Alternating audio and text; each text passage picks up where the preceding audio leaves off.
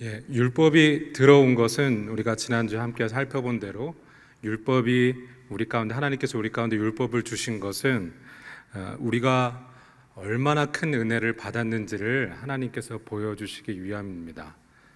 하나님께서 율법을 통해서 우리의 죄를 드러내신 것은 하나님께서 우리가 얼마나 큰 죄인인지 정죄하시기 위함이 아니라 그 죄의 목록들을 통해서 우리가 얼마나 큰 은혜를 하나님께 받았는가를 보여주시기 위해서 하나님께서 우리에게 율법을 주셨습니다.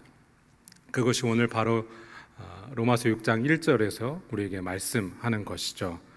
여러분, 혹시 골라 먹는 재미가 있는 아이스크림 가게 아십니까? 네, 골라 먹는 재미가 있는 아이스크림 가게. 베스킨라빈스죠. 베스킨라빈스. 네. 베스킨라빈스 종종 다니시나요? 네, 종종. 저도 안 다녔다가 아이들 태어나고 다시 다니는 것 같아요. 제가 베스킨라빈스를 처음 간 게 제가 고등학교 때 여기 우리 교구 가까운 사당역에 있는 베스킨라빈스를 처음 갔어요. 고등학생 때 친구랑 처음 갔는데 제가 놀라서 넘어질 뻔했습니다. 아이스크림 값이 거의 2,000원이나 하더라고요.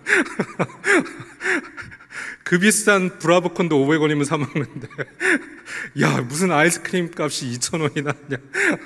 근데 그때 막 TV 광고로 막 베스킨라빈스 막 많이 광고했거든요. 31 31가지가 있다. 여기 오면 네, 골라 먹는 재미가 있다. 네. 근데 진짜 가보니까 사당역에 있는 베스킨라빈스를 가니까 정말 종류가 다양하더라고요.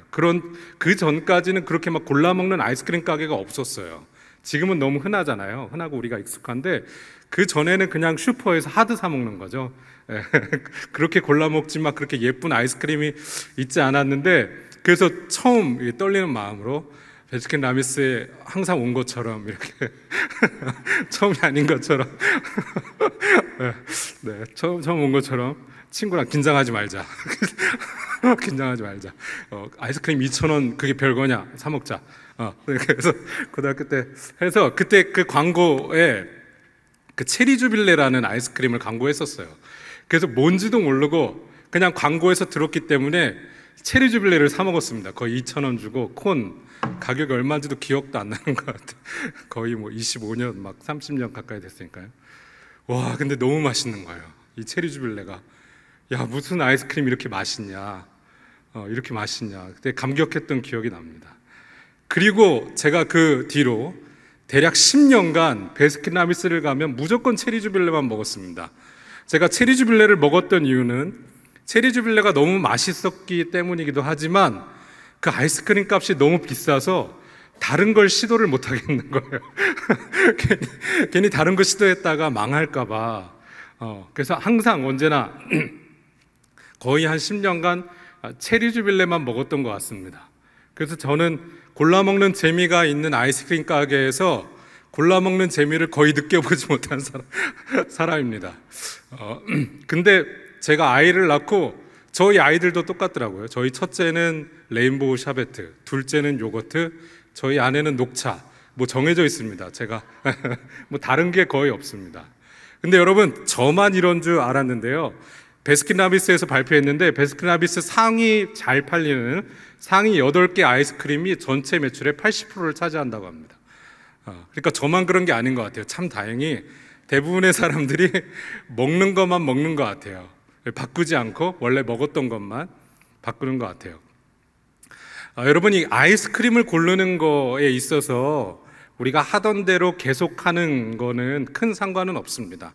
우리가 먹고 싶은 아이스크림을 계속 먹는 거는 뭐 우리 삶에 그렇게 큰 지장을 주지 않습니다. 그런데 여러분, 우리 삶의 중요한 문제나 중요한 일에 있어서 우리가 하던 대로 계속 할 때 큰 위기를 겪는 경우가 있습니다. 여러분, 경영학의 아버지라고 불리는 피터 드러커 교수님이 뭐라고 말씀하셨냐면, 격변기에 있어서 최대의 위험은 변화 그 자체가 아니라 과거의 방식으로 행동하는 것이다. 격변기에 있어서 막 사회적으로 경제적으로 급변하는 시기에 있어서 최대의 위험은 변화 그 자체가 아니라 과거의 방식으로 행동하는 것이다. 이 말이 굉장히 많은 것을 내포하고 있습니다.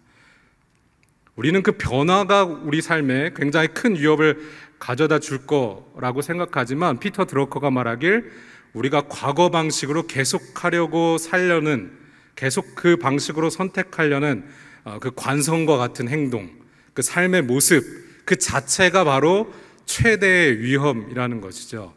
피터 드러커뿐만 아니라 여러분 최근에 와서도 제4차 산업혁명이란 말을 많이 들어보셨을 겁니다. 이 4차 산업혁명이란 말이 어디서부터 처음 나왔냐면 2016년에 그 다보스 포럼, 세계경제포럼에서 2016년에 처음으로 주창한 말입니다. 우리가 이제 제4차 산업혁명으로 간다. 그래서 이 세계경제포럼의 회장인 클라우스 슈밥 독일 경제학자입니다. 이분이 2018년에 제4차 산업혁명이라는 책을 쓰면서 이 4차 산업혁명의 중심에는 디지털과 정보가 있는데, 그리고 이것들이 융합되는 과정에 있는데, 이분이 이 4차 산업혁명 시대에는 우리의 선택지가 두 개밖에 없다고 아주 명쾌하게 말하고 있습니다. 그것이 무엇이냐면 적응하거나 죽거나. 제4차 산업혁명 시대의 기업이나 정부의 그 경제 정책이나 우리가 선택할 수 있는 선택지는 두 개밖에 없는데, 이 산업혁명 시대에 적응해버리거나 이 디지털 정보 융합 산업혁명 시대에 적응하거나 아니면 죽거나 라고 아주 명쾌하게 말해주고 있습니다. 여러분, 제가 이와 같은 말씀을 드리는 이유는 오늘 로마서 6장 1절부터 14절에 바울이 우리에게 촉구하는 것이 있습니다. 그것이 무엇이냐면 더 이상 너희가 죄의 지배 아래 있지 않다는 것을 우리에게 말해주고 있습니다. 그에 따라서 우리가 어떻게 변해야 되는지 말해주고 있는데, 우리가 더 이상 죄의 지배 아래 있지 않게 된 것은 오늘 6장 2절 말씀에 나온 것처럼 우리가 죄에 대하여 죽었기 때문입니다. 그렇기 때문에 우리가 어찌 그 가운데 더 살리요? 라고 말하고 있죠. 이것은 죄와 우리와의 관계를 말하는 겁니다. 산다는 이 바울이 동사를 사용했을 때는 거기서 완전히 눌러 앉아서 거주하는 것을 의미하죠. 우리가 죄에 대해서 죽었는데 어찌 우리가 거기서 그냥 눌러 앉아서 계속해서 그냥 살겠습니까? 라고 말하고 있습니다. 그리고 3절부터 5절까지는 우리가 죄에 대하여 죽었다는 것이 어떤 의미인지 바울이 여러 전치사를, 다양한 전치사를 사용해서 바울이 설명해 주고 있는데, 그냥 3절부터 5절까지 볼 때는 굉장히 혼란스러울 수 있습니다. 막 비슷한 말이 계속 반복되거든요. 그런데 원문 성경에 보면 바울이 명확하게 전치사를 바꿔가면서 사용합니다. 특별히 3절 말씀 보시면 바울이 뭐라고 말하냐면, 우리가 죽었다는 거에 대해서, 죄에 대해서 죽었다는 거에 대해서 무릇 그리스도 예수와 합하여 세례를 받은 우리는, 예수와 합하여 세례를 받은 우리는 그의 죽으심과 합하여 세례를 받은 줄 알지 못하느냐. 여러분 다 세례를 받으셨죠? 아마 세례를 지금 안 받으신 분들도 아마 곧 받으실 겁니다. 우리가 세례를 받았다는 것은 예수 그리스도의 죽으심과 합하여 세례를 받은 겁니다. 지금 우리는 장로교에서는 머리에 그 물을 뿌리면서 세례를 주지만, 원래 이 당시의 세례는 그 물에 들어갔다가 나오는 게 세례죠. 네. 그 물에 들어갔다는 의미가 내가 죽었다는 것을, 내 옛사람이 죽었다는 것을 의미합니다. 그런데 우리가 그냥 물에 들어가는 것이 아니라 오늘 3절 말씀 보면 예수 그리스도와 합하여 죽은 겁니다. 예수 그리스도의 죽으심과 합하여. 그런데 여기서 말하는 합하여는 원래 원문 성경에 보면 예수 그리스도 안에서 죽었다, 이런 의미입니다. 그리고 4절 말씀에 보면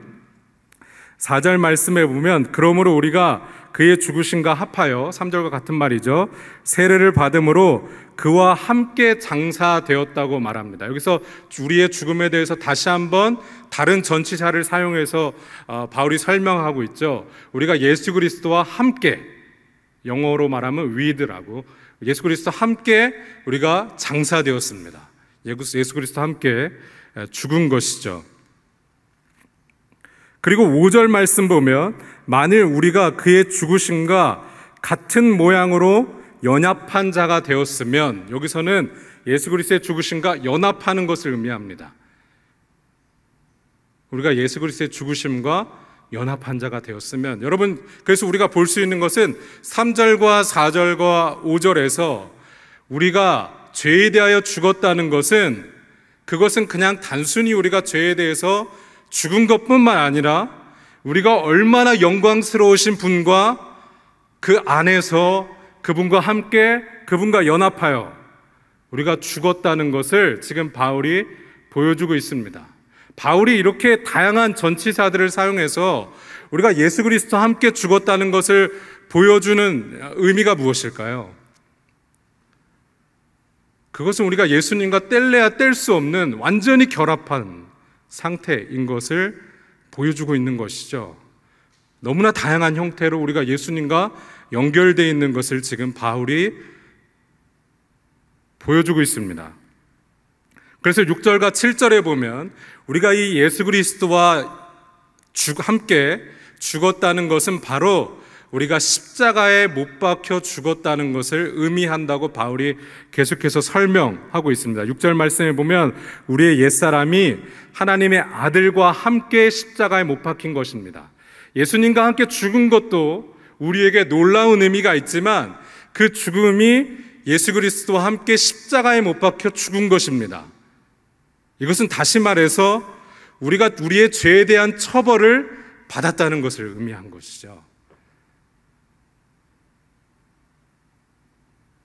예수 그리스도께서 십자가에 달려 돌아가심으로 예수 그리스도께서 우리의 모든 죄책을 뒤집어 쓰셨지만, 모두 하나님의 진노가 그분에게 쏟아 부으셨지만 우리가 믿음으로써 그분 안에서 그분과 함께 그분과 연합하여 십자가에 못 박히게 된 것을 보여주고 있습니다. 우리 또한 하나님 앞에서 십자가에 못 박힌 자로 여겨지는 것이죠.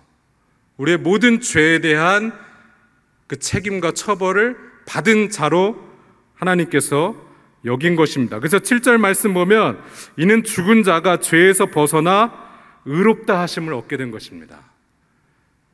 바로 이것이 우리가 하나님 앞에서 의롭다 하심을 얻게 되는 증거입니다.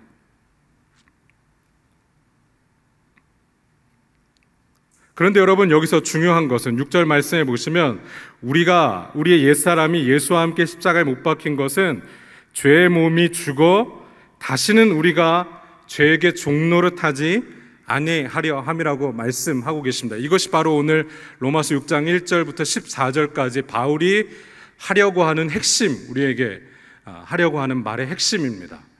우리가 예수 그리스도와 함께 연합해서 예수 그리스도와 함께 십자가에 못 박힌 이유는 바로 우리가 더 이상 죄에게 종노릇하려 하지 않기 위함입니다. 이것이 로마서 5장 21절에 이미 이것에 대해서 설명해 주는데, 이게 뭐냐면 이는 죄가 사망 안에서 왕노릇한 것 같이 은혜도 또한 의로 말미암아 왕노릇하여 우리 주 예수 그리스도로 말미암아 영생에 이르게 하려 함이라. 여기 로마서 5장 21절에 보면 이는 죄가 사망 안에서 왕노릇한 것 같이, 죄가 우리 삶 가운데서 왕노릇한 것이죠. 우리는 그리고 종노릇한 것입니다. 여러분, 종은 무엇입니까? 아무런 저항도 하지 못하고 그냥 끌려다니는 상태를 말합니다. 죄에 대해서 아무런 저항도 하지 못하고 그냥 끌려다니고 있는 상태, 죄가 그냥 지배해버린 상태, 어떠한 저항도 할 수 없는 상태. 마치 제 경우로 말하자면 저녁 8시나 9시에서 TV를 켰는데 라면 먹는 장면이 나오면 어떠한 저항도 하지 못하고 그냥 가스불을 켜는 상태. 이겨본 적이 없는 것 같아요. 저녁 8시나 9시 사이에는 오히려 막 10시쯤 되면 새벽 예배 가야지, 일찍 자야지, 너무 늦었다는데 8시나 9시쯤 되면 그냥 가스불을 켜는 상태. 네. 제가 좀 우스갯소리로 설명드렸지만 어떠한 저항도 하지 못하고 죄의 종노릇하는 상태, 그것이 바로 오늘 6절에서 말하는 그 상태. 그래서 우리가 예수 그리스도와 함께 십자가에 못 박힌 이유는 예수 그리스도께서 십자가에 못 박히신 것뿐만 아니라 우리가 믿음으로써 그 십자가에 못 박힘에 연합하는 이유는 더 이상 우리가 죄의 종노릇하지 않게 하기 위함입니다.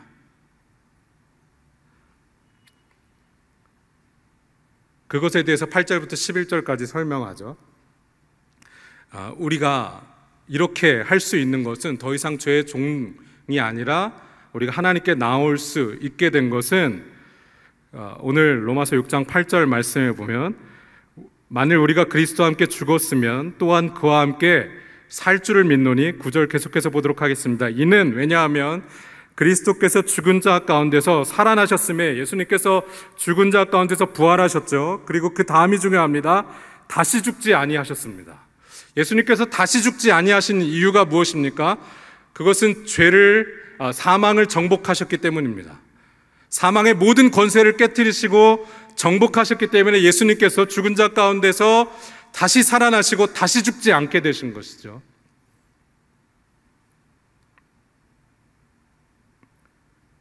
그렇기 때문에 9절 계속해서 보시면 사망이 다시 그를 주장하지 못할 줄을 알미로다. 10절 그가 죽으심은 죄에 대하여 단번에 죽으심이요 그가 살아계심은 하나님께 대하여 살아계심이니 하나님께 대하여 살아계심은 하나님 앞에서 살아계신 분이신 거죠. 그리고 11절 이와 같이 너희도 너희 자신을 죄에 대하여 죽은 자요 그리스도 예수 안에서 하나님께 대하여 살아있는 자로 여길지어다. 우리 역시 하나님 앞에서 살아있는 자로 여기게 됨을 받은 것입니다. 이것이 우리가 더 이상 죄 앞에 있지 않게 된 이유이죠. 죄의 종노릇 하지 않게 된 이유이죠. 그렇기 때문에 오늘 12절부터 14절까지 말씀 보시면 우리가 우리의 죽은 몸을, 죄가 우리의 죽었던 몸을 더 이상 지배하지 못하게 하여 12절 말씀 몸의 악한 욕망에 순종하지 말고 13절에 우리의 몸을 불의의 무기처럼 죄에게 더 이상 내주지 말고 죽음에서 생명으로 옮긴 자처럼 너희 몸을 하나님께 의의 도구로 드리라고 바울이 우리에게 말해주고 있습니다. 왜냐하면 14절에 너희가 더 이상 율법 아래에 있지 않고 은혜 아래에, 이 그리스도의 은혜 아래에 있는 자들이기 때문입니다. 여러분, 오늘 말씀은, 오늘 로마서 6장 1절부터 14절 말씀은 우리가 두 번 다시 죄를 짓지 않게 되는 상태라고 말하는 것이 결코 아닙니다. 어떤 사람들은, 어떤 이단들은 이 말씀을 근거로 예수 그리스도를 믿은 사람은 더 이상 죄를 짓지 않는다고 주장하죠. 그것은 이단, 구원파와 같은 이단들은 그렇게 주장하죠. 그런데 오늘 말씀은 우리가 더 이상 죄 짓지 않는 상태라고 말해주는 것이 결코 아닙니다. 왜냐하면 로마서 7장 다음 장에 가면 바울이 탄식하죠. 내가 얼마나 공고한 사람인지, 내 안에서 하나님의 의와 죄가 싸우는 자신의 그 상태를 탄식하면서 자신이 절규하죠. 그런데 여러분, 오늘 말씀은 우리가 두 번 다시 죄를 짓지 않는 상태에서 말하는 것이 아니라 우리는 기본적으로 죄의 본질을 여전히 갖고 있습니다. 그런데 여러분, 우리가 예수 그리스도 안에서 예수 그리스도와 함께 예수 그리스도와 연합하여 죽고 십자가에 못 박히는 것은 이제 진짜 빛을 보게 된 것을 의미합니다.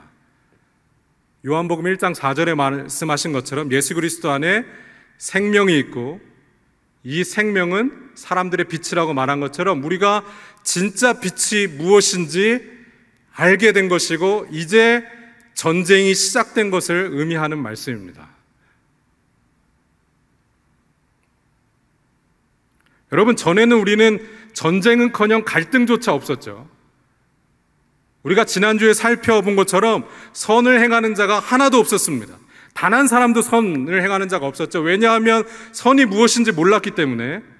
그런데 이제 우리가 예수 그리스도의 공로를 통해서 빛을 보게 된 것입니다. 진짜 선이 무엇인지, 하나님이 누구신지를 보게 된 것이죠.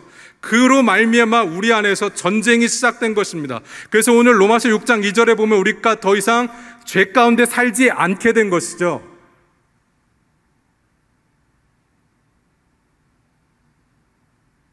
그것을 우리에게 말씀해주고 있습니다. 여러분, 에베소서 2장 12절에 보면 바울이 뭐라고 말하냐면 그때 너희는 그리스도 밖에 있었고 이스라엘 나라 밖 사람이라 약속의 언약들에 대하여는 외인이요 세상에서 소망이 없고 하나님도 없는 자이더니, 그때 너희가 하나님을 몰랐을 때 예수 그리스도를 몰랐을 때는 너희가 외인이었고 소망도 없었고 하나님도 모르는 자였는데 이제는 우리가 하나님을 알게 된 것입니다. 바울이 지금 우리에게 말하고 있는 것이 바로 이것이죠. 여러분, 북미에서만 미국과 캐나다 북미에서만 매년 680만 마리의 새가 비 때문에 죽는다고 합니다. 그러니까 어마어마한 숫자죠. 미국과 캐나다에서만, 북미에서만. 그래서 남캘리포니아 대학의 생태학자 롱코어 교수 같은 경우는 여러분 이것이 아직 과학적으로 밝혀지진 않았다고 합니다. 이 새들이 왜 비 때문에 죽는지는 과학적으로 밝혀지지 않았는데 그 교수님이 뭐라고 말하냐면 이 새들이 대형 조명탑이나 그 송전탑에서 나오는 그 빛들 있지 않습니까? 인공 조명들에게 무저항적으로 달려든다고 합니다. 과학적으로 밝혀지지 않았는데 그것이 진짜 빛인 줄 알고 달려든다고 하죠. 그래서 북미에서만 매년 680만 마리나 되는 새가 죽는다고 합니다. 그런데 문제는 곤충의 경우는 이것이 수억 마리에 이른다고 합니다. 여러분, 우리가 흔히 나방이 이렇게 불나방 같다 이렇게 시적으로 표현하지 않습니까?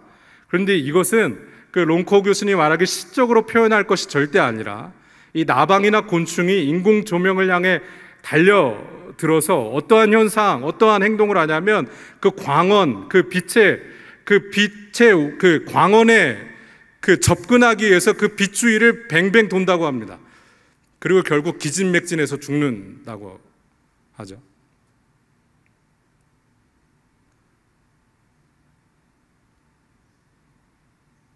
그래서 곤충이나 나방이 죽는 것, 수억 마리가 죽는 것은 생태계를 완전히 괴멸시키는 위협이라고 이론코 교수가 책에서 주장하는 것을 제가 봤습니다. 여러분, 곤충이나 새뿐만 아니라 우리 사람들도 마찬가지죠. 진짜 빛인 줄 알고 결국 달려들다가 기진맥진해서 거기서 죽게 되는 것이죠. 어떤 것이 진짜 빛인지 전혀 구분하지 못하고. 그런데 바울이 오늘 우리에게 말씀해 주고 계신 것은 우리가 예수 그리스도를 통해서 이제 진짜 빛을 알아보게 된 것입니다. 하나님 앞에서 의롭다 하심을 여기게 된 것이고 우리가 하나님 앞에 설 수 있게 된 것이죠.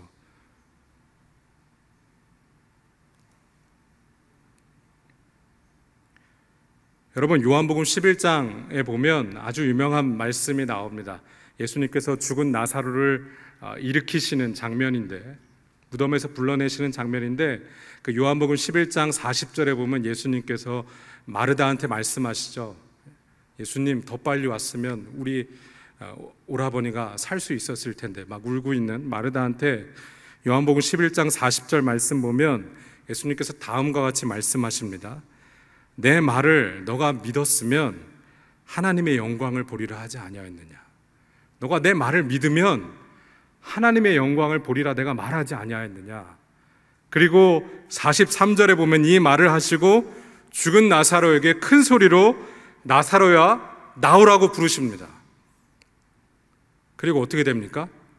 나사로가 무덤에서 걸어 나오죠.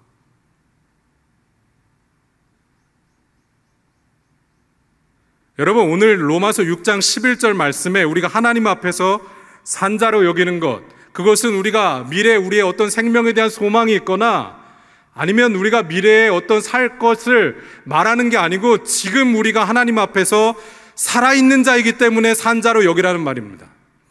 여러분, 하나님 앞에서 우리가 살아있는 자라는 말이 무엇입니까? 그 거룩하시고 영광스러우시고 흠이 없으시고 유일하게 의로우신 하나님 앞에서 우리가 생명이 있는 자라는 것은 우리가 하나님 앞에서 아무런 흠 없는 자라는 상태, 지금 우리의 상태를 지금 오늘 바울이 말해주고 있는 것이죠. 미래의 어떤 소망을 말하는 게 아니라 지금 우리의 상태입니다. 하나님 앞에서. 우리와 같이 수많은 죄인이 지금 하나님 앞에서 아무런 죄가 없는 사람으로 서 있는 겁니다.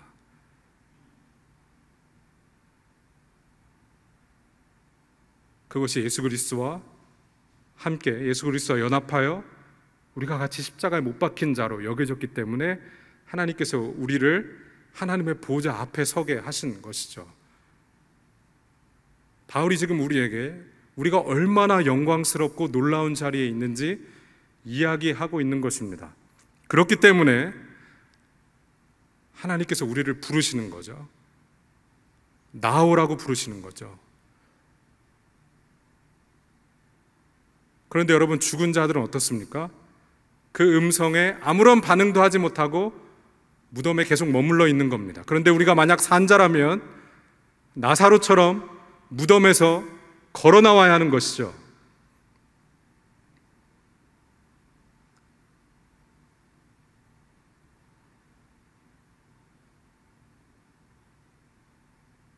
우리가 더 이상 죄 가운데 머물러 있지 못하다는 것을 오늘 말씀 통해서 우리에게 말해주고 있는 겁니다.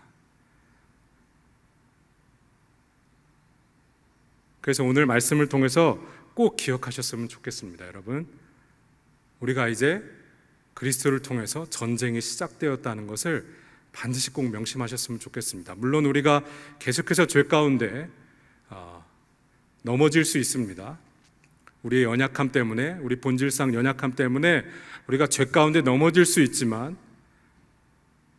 우리가 이제는 진짜 참 빛이 어디인지 알고 하나님께서 우리를 부르실 때 무덤에서 나아오는 자처럼 하나님을 향해서 한 걸음 한 걸음 나아가게 되시는 우리 모든 성도님 되시길 주님의 이름으로 축복합니다.